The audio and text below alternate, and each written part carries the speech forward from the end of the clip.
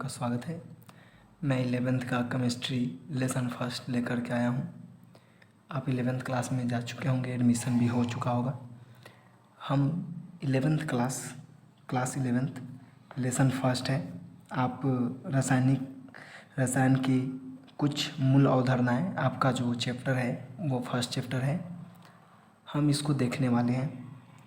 तो केमिस्ट्री जो है 11th से बेसिक शुरू होता है, ठीक है, बेसिक। तो इसमें सबसे पहला पॉइंट है केमिस्ट्री, रसायन विज्ञान क्या होता है। अगर हिंदी लिखने में थोड़ा गलती हो तो क्षमा करिएगा। तो रसायन विज्ञान का अगर हम डेफिनेशन बोले तो साधारण सा लॉजिकल, एकदम इजी। रसायन विज्ञान की वह शाखा है जिसमें पदार्थ के गुणों, संरचना, संगठन तथा उसकी रासायनिक क्रियाओं का अध्ययन किया जाता है। रसायन विज्ञान कहलाता है। मतलब कि ब्रांच जो है, जो साइंस का जो ब्रांच है, जो विज्ञान का ब्रांच है, जो शाखा है, उसके अंतर्गत अगर हम गुणों, मतलब कि कोई पदार्थ के गुण, उस पदार्थ की संरचना या उस पदार्थ के संगठन, किसी भी संबंधित बात, पदार्थ से संबंधित बात का अध्ययन अगर हम उसके अंतर्गत करते हैं तो वह कहलाता है रसायन विज्ञान। ठीक है, रसायन विज्ञान कहलाता है। इतना आप लोग जान चुके हैं। आगे हम बढ़ते हैं। नोट में हम लिखे हैं, जो आपको दिख रहा होगा कि केमिस्ट्री जो है वो मिस्र के प्राचीन नाम केमिया से लिया गया है। ठीक है, केमिस्ट्री का जो पिता है वो लेवोजियर है और उनके जो ग्रैंडफादर है केमिस्ट्री है उसे बर्जीलियस को कहा जाता है। ठीक है, बर्जीलियस को ग्रैंडफादर और लेवोजियर को पिता मतलब फादर कहा जाता है केमिस्ट्री का।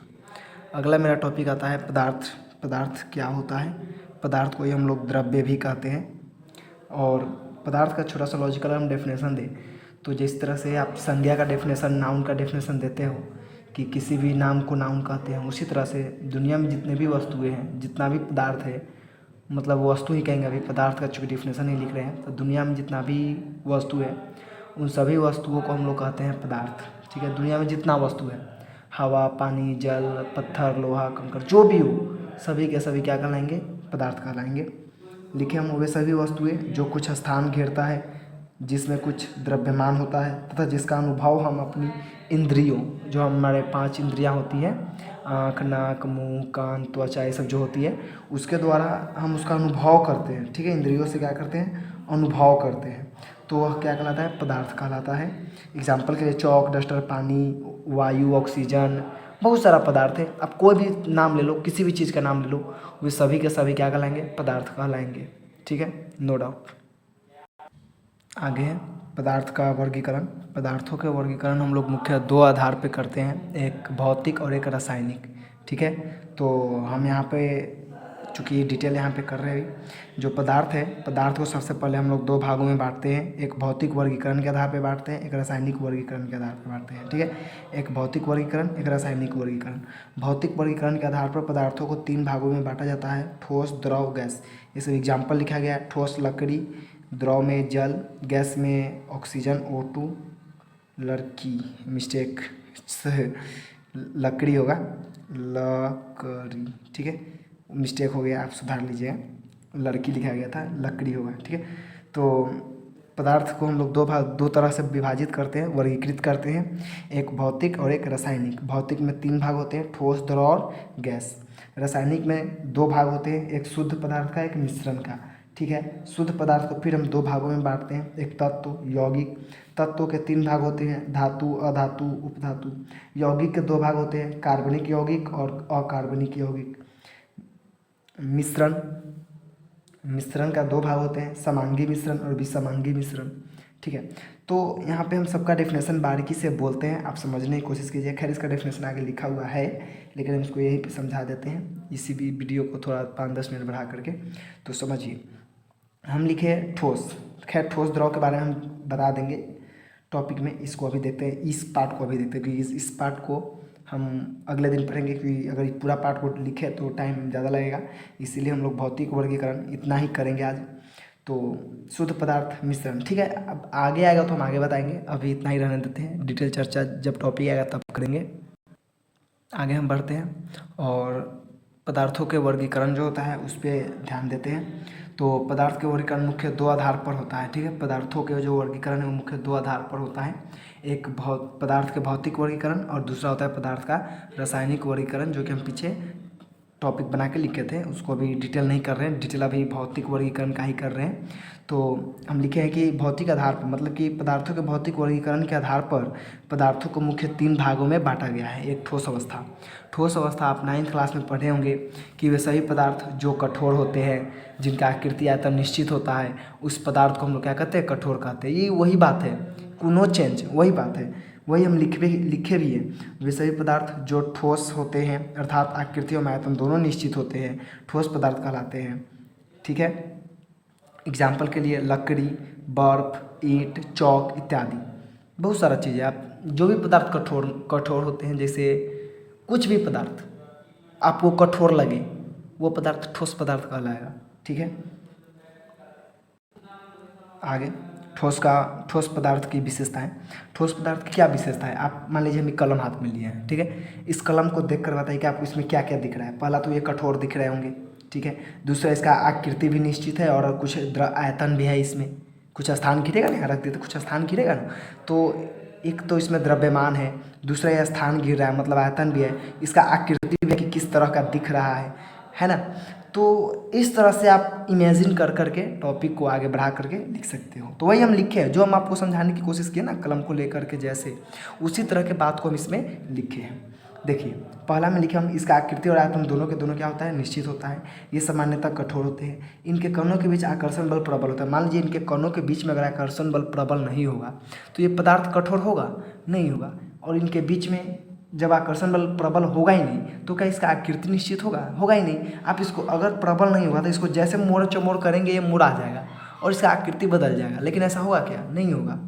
इसीलिए क्योंकि इसके कणों के बीच में जो बल है ना वो प्रबल है, जिस कारण से इसका आकृति बदल नहीं रही है। दूसरा, इसका कण गति नहीं कर सकता है पर अपने स्थान पर कंपन करते हैं। जैसे इनका कण जो है, मान लीजिए यहाँ पर कोई बहुत छोटे छोटे कणों से ये बने होंगे, तो इनके कण जो है वो एक यहाँ से यहाँ का कण यहाँ तो जा नहीं रहा है, लेकिन ये अपने स्थान पे कंपन करते हैं, ये अपने स्थान पर वाइब्रेट करते हैं, ठीक है, कंपन करते हैं। आगे द्रव अवस्था।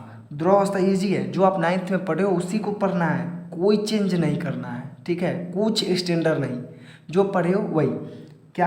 तो वे सभी पदार्थ जिसका आयतन निश्चित एवं आकृति अनिश्चित होती है द्रव पदार्थ कहलाती है। जैसे मैं एग्जाम्पल में हम लिखे हैं, एग्जाम्पल क्या होगा आप ही लोग बता दो। द्रव मतलब क्या? द्रव कहने से क्या लगता है? दिमाग में फोटो बनता होगा जल का। हाँ, तो बिल्कुल जल के जैसा जितना भी वस्तु है ना वो सभी द्रव कहलाएंगे, ठीक है। जैसे पानी हो गया, दूध हो गया, ये सब जल के जैसा ही ना, द्रव के जैसा है ना, इसीलिए हम इसको क्या बोलते हैं? द्रव बोलते हैं। द्रव कहने से ही दिमाग में आ जाता है कि वो पानी की बात चल रही है, पानी की। तो वही आप समझो, पानी की ही बात समझो, उसके जैसा जितना भी वस्तु दिखेगा वो सभी वस्तु क्या कहलाएंगे? द्रव कहलाएंगे, ठीक है। आगे बढ़ते, एग्जाम्पल तो आप समझ ही चुके होंगे। एग्जाम्पल लिखा हुआ है, देख भी सकते हैं। जल, एल्कोहल, दूध, तेल इत्यादि जो भी हो, जितना भी आपको दिमाग में फोटो बनता है इस सबका, वो सब। अगला है द्रव पदार्थ की विशेषता। द्रव पदार्थ की क्या विशेषता है? मान लीजिए हम पानी ले लेते हैं कटोरा में, उसको देख के बताइए क्या विशेषता है। क्या इसका कण के बीच में आकर्षण बल प्रबल होता है? अगर प्रबल होता तो इसका आकृति बदलता ही नहीं। देखते हैं आप, बाल्टी में रख दीजिए पानी को तो बाल्टी के आकार का पानी हो गया, ग्लास में रख दीजिए तो ग्लास के आकार का हो गया। इसका मतलब है कि इसका आकृति निश्चित होता ही नहीं है, लेकिन आयतन तो होता है ना, द्रव्यमान तो होता है ना, कुछ भार तो होता है ना, इसी को हम लोग बोलते हैं आयतन। तो आयतन तो है, लेकिन क्या इसका आकृति निश्चित है? नहीं है।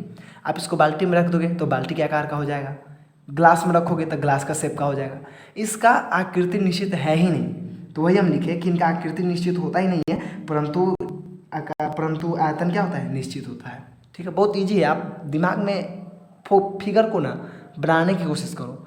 जब दिमाग में फोटो बनने लगेगा ना तो किसी भी बात को आप लिख सकते हो, ये चैलेंज है।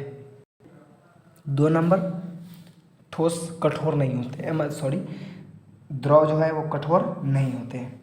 इनका कण गति कर सकता है, इनका कण गति करता है। आप पानी को एक जगह पे गिरा दो, यहाँ गिराओगे, मान लो कि हम यहाँ पर पानी गिरा दिए, सपोज हम यहाँ पे पानी गिरा दिए, ये धीरे धीरे आगे की ओर क्या करने लगता है? बहने लगता है। इसका मतलब है कि इनका कण गति करते हैं। तो वही बात को हम लिखे कि ये इनका जो कण होता है वो गति कर सकता है, ठीक है। चौथा नंबर में लिखे इनका कणों के बीच लगने वाला बल जो होता है वो दुर्बल होता है, परंतु गैस के कणों के बीच में जो बल लगता है उस बल से ये प्रबल होता है, ठीक है, इसमें कुछ समझाने वाली बात नहीं है। अगर आप 9th अच्छा से पढ़े हो तो आपको डेफिनेटली समझ में आ रहा होगा।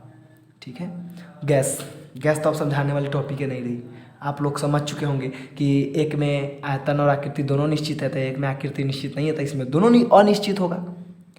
एक में दोनों निश्चित है, एक में एक निश्चित एक अनिश्चित है, तीसरा में क्या होगा, दोनों अनिश्चित हो जाएगा। तो क्या लिखिएगा कि वे सभी पदार्थ जिनका आकृति और आयतन दोनों अनिश्चित होता है, उस पदार्थ को हम लोग क्या कहते हैं, गैस पदार्थ कहते हैं। गैस में कौन कौन आएगा, हवा आ जाएगा, ऑक्सीजन आ जाएगा, हाइड्रोजन आ जाएगा, कार्बन डाइऑक्साइड आ जाएगा। आप क्या सोच सकते हो गैस के बारे में, वो सभी पदार्थ गैस पदार्थ कहलाएंगे। ठीक है,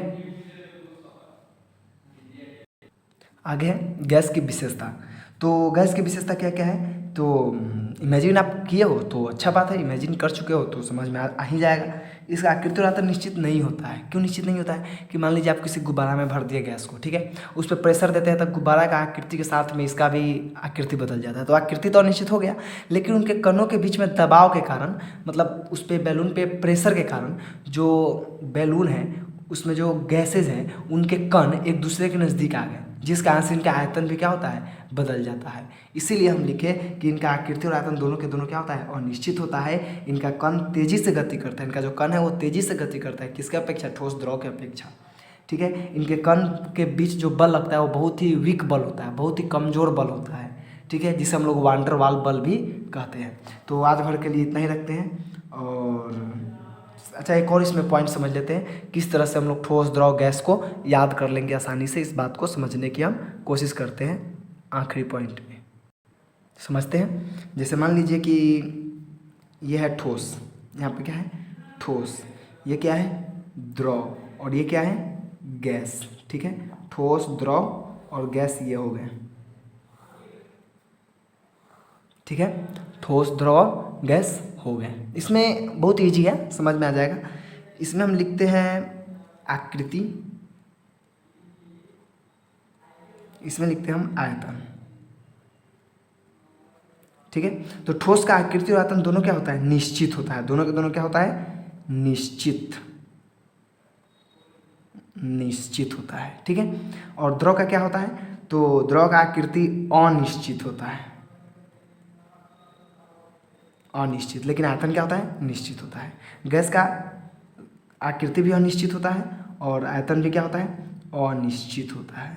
ठीक है, हो सकता है कि आपको समझ में आ गया हो, इससे आसान लग रहा हो। कैसे आसान लगता है, तो देखो, वे सभी पदार्थ जिसका आकृति अनिश्चित, जिसका आकृति निश्चित, आयतन भी निश्चित हो, उस पदार्थ को हम लोग क्या कहते हैं, ठोस कहते हैं।